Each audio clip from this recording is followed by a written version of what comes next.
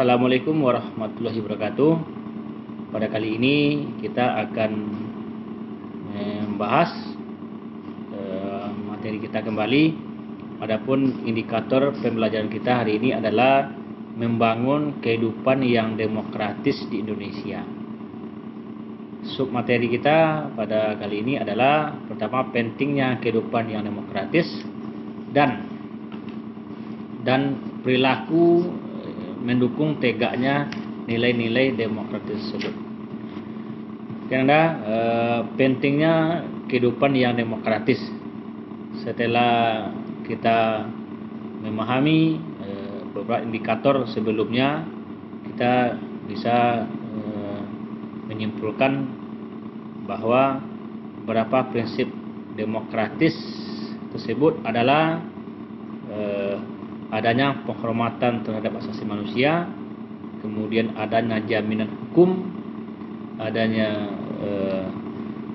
jaminan mengemukakan pendapat di dalam bernegara atau kebebasan pers, kemudian adanya jaminan partai politik, kemudian peradilan yang bebas tidak memihak, adanya badan perwakilan, dan lain sebagainya. Oke, Nanda, kita bahas. Yang pertama adalah kenapa pentingnya kehidupan yang demokratis. Pertama adalah adanya persamaan di kedudukan di muka hukum. Artinya adalah bagaimana hak dan kewajiban dari penguasa dan rakyatnya untuk bertindak. Rakyat yang memiliki kekuasaan untuk melakukan sesuatu, tetapi kekuasaan rakyat tersebut dibatasi oleh hukum. Sesuai dengan teori perjanjian masyarakat, rakyat berkuasa, kuasa rakyat diberikan kepada penguasa. Penguasa tersebut di dalam ilmu ketatanegaraan bisa raja, bisa presiden, bisa perdana menteri, dan sebagainya. Dan ketika rakyat memberikan kuasanya kepada penguasa, dalam hal ini pemerintah, maka pemerintah berjanji untuk menyelenggarakan kekuasaannya tersebut sebaik-baiknya untuk masyarakat. Jadi Thomas Hobbes dalam bukunya Do Kontrak Sosial mengatakan seperti itu. Kemudian kenapa persamaan kedudukan di muka hukum? Hukum diletakkan pada posisi paling atas, supremasi hukum. Ketika hukum sudah ditaruh pada kehidupan bernegara paling atas, maka jaminannya adalah untuk kesejahteraan masyarakat itu sendiri. Jadi rakyat bertindak sesuai dengan hukum, dan penguasa atau pemerintah juga bertindak sesuai dengan hukum yang berlaku.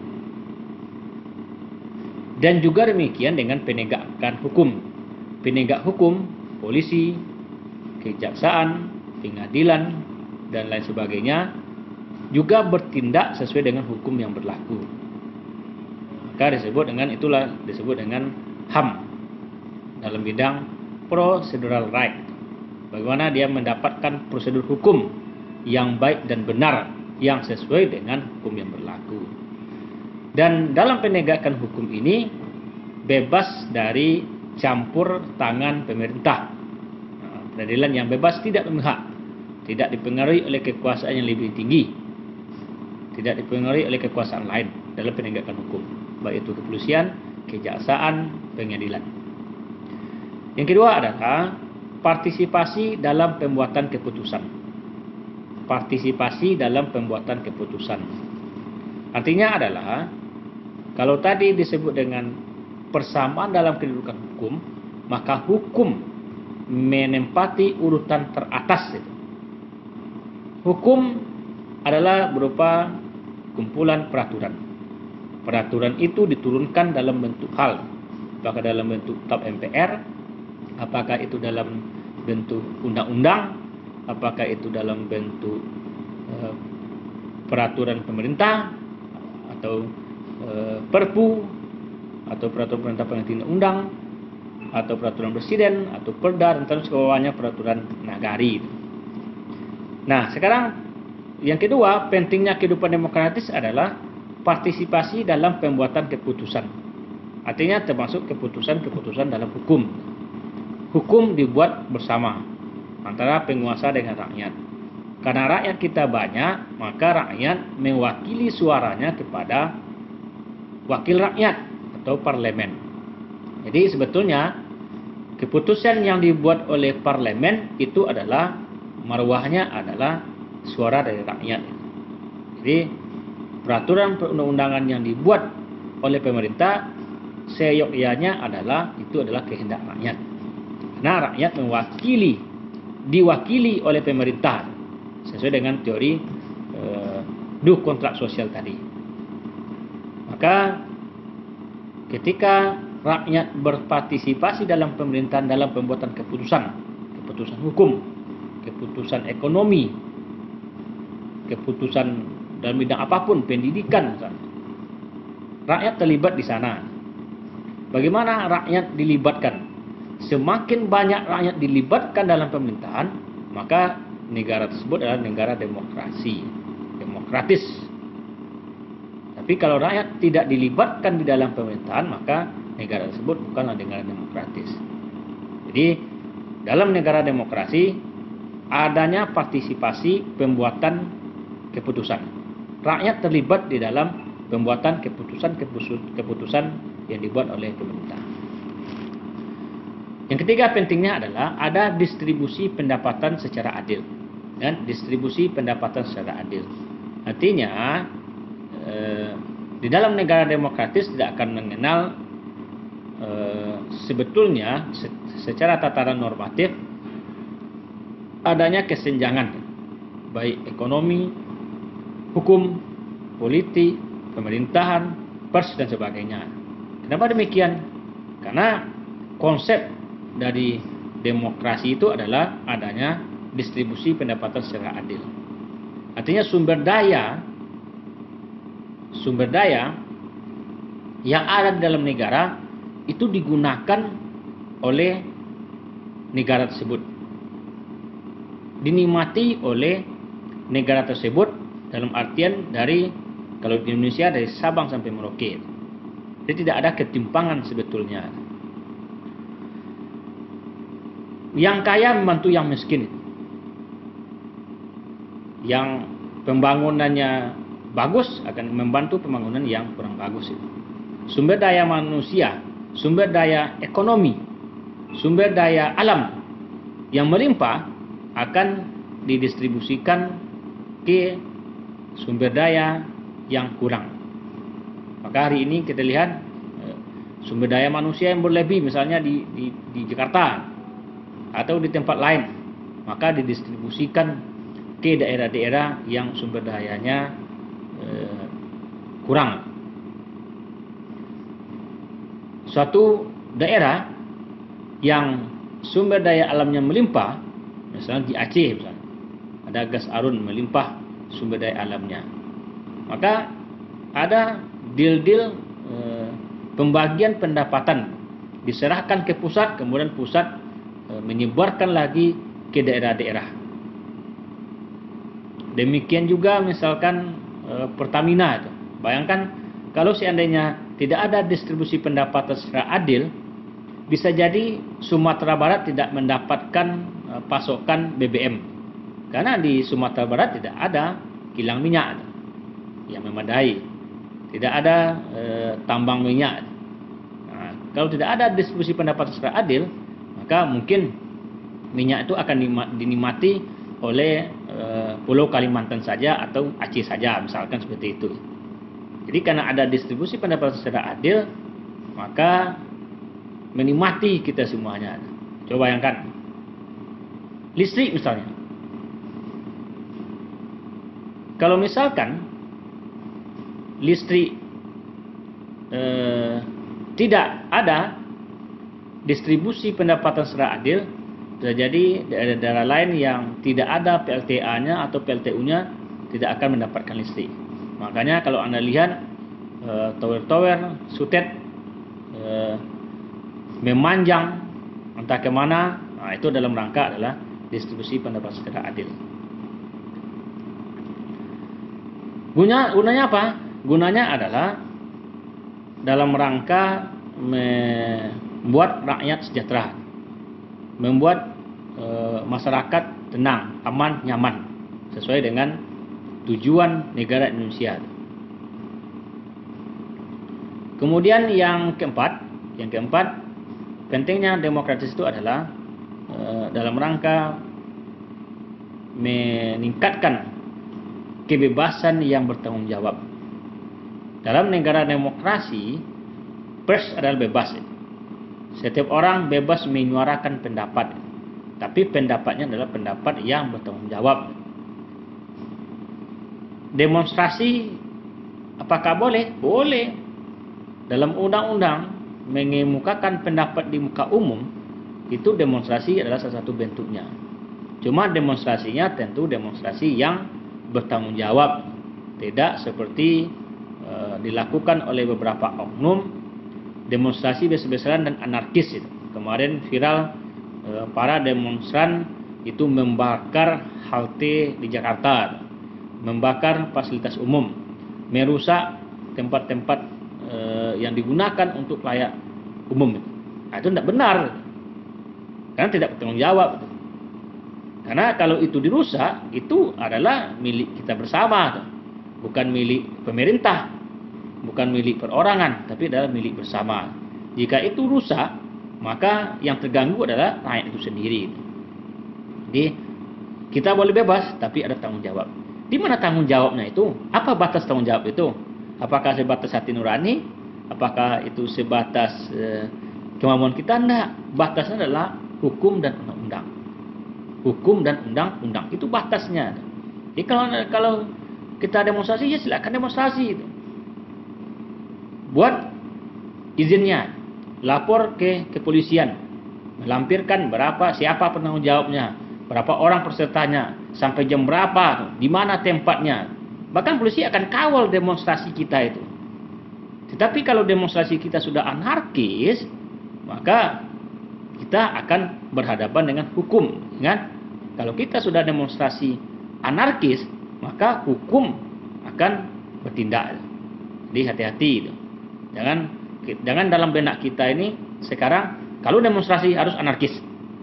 Kalau demonstrasi harus bawa batu. Kalau demonstrasi harus bakar-bakar. Nah, ini kita hilangkan itu. Dalam undang-undang mengemukakan pendapat di muka umum, demonstrasi itu sah, legal, diatur oleh undang-undang dan dijamin oleh negara itu boleh. Nah, tapi jangan kita demonstrasi yang anarkis. Kita masuk kembali kebebasan yang bertanggung jawab. Kita bebas menyuarakan aspirasi. Kita memiliki hak untuk bebas memiliki sesuatu. Kita bebas untuk beribadah. Kita bebas untuk memilih agama. Tapi ada hukum dan undang-undang yang mengatur. Artinya kebebasan kita itu adalah kebebasan yang bertanggung jawab. Kebebasan kita adalah kebebasan yang dibatasi oleh hukum dan undang-undang. Jadi termasuk Anda di rumah, Anda bebas di rumah, tapi bebas Anda itu ada aturan yang mengikat yang dibuat oleh orang tua Anda. Oke, kemudian poin yang kedua, perilaku yang mendukung tegaknya nilai demokrasi. Jadi perilaku yang mendukung tegaknya nilai-nilai demokrasi. Oke, kita lihat dalam berbagai bidang apa saja perilaku yang mendukung tegaknya nilai-nilai demokrasi. Kita lihat di dalam kehidupan sehari-hari Anda. Apakah itu dalam bidang keluarga, apakah itu sekolah, apakah dalam masyarakat atau dalam keseharian Anda. Kita lihat.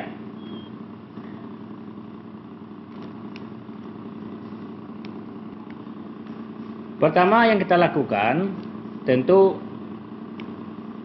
nilai-nilai demokrasi harus tegak pada lingkungan yang sangat kecil, lingkungan miniatur negara yang sangat kecil, yaitu keluarga. Jadi sebetulnya kehidupan bernegara hampir sama dengan kehidupan di keluarga Anda, hampir sama, cuma tentu tidak serumit negara. Oke, kita lihat dalam lingkungan keluarga. Bagaimana kita membangun kehidupan demokratis di dalam kehidupan keluarga? Pertama, perlunya keterbukaan. Demokrasi, keterbukaan adalah bagian dari demokrasi. Anda juga terbuka sama orang tua. Permasalahan-permasalahan Anda harus Anda konsulkan dengan orang tua. Dimusyawarahkan bersama. Baik tentang kehidupan belajar Anda, kehidupan perkembangan pribadi Anda. Jadi kalau Anda misalnya malas, kenapa saya malas ya?